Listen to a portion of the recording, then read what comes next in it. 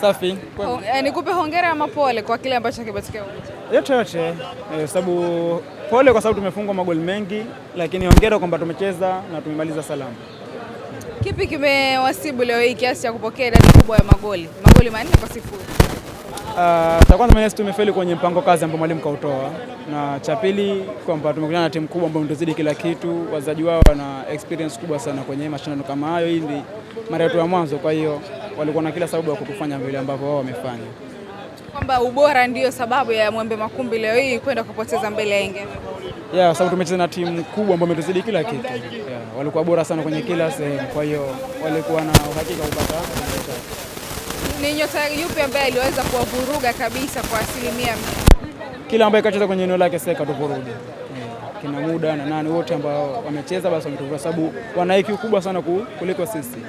Hapa ni experience kubwa kwao. Kwa mchezaji bora Shehani amefunga magoli 2 na kuibuka bia mchezaji bora kwa mchezo wa leo.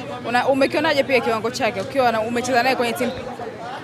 Kiwango chake kila siku kipo juu, na mimi ni moja kati ya wachezaji ambao nawashabikia, kwa sababu kwanza ni mtu ambaye namwangalia kila wakati, sababu tupo umri mmoja. Kwa hiyo kila ambacho yeye anakifanya sisi tunawish kuna siku pia tufanye, kwa hiyo tunabaki kumshabikia kwa sababu yeye yupo kwenye daraja la juu kwa sasa hivi yani.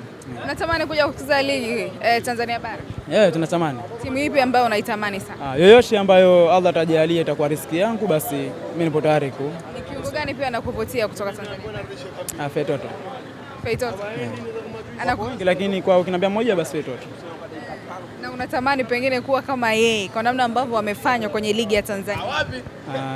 Sifikiri kama kuna mchezaji mwenye umri kama wangu ambaye anamwangalia Feitoto kwa pale alipo ambaye hatamani kuwa kama Fei. Uliwahi kupata nafasi ya kukutana naye labda kuzungumza na kumwambia mimi bro na kukubali sana? Tumekuwa tunaongea na nishauri vitu vingi, kwa hiyo ni moja kati ya watu ambao mwenyewe nawashabikia pia. Na alikuambiaje? Zidi kwamba ni kupambana tu, kupambana kwa bidii, kuwa na nidhamu, kujitunza hivyo. Shukrani. Shukrani nawe pia.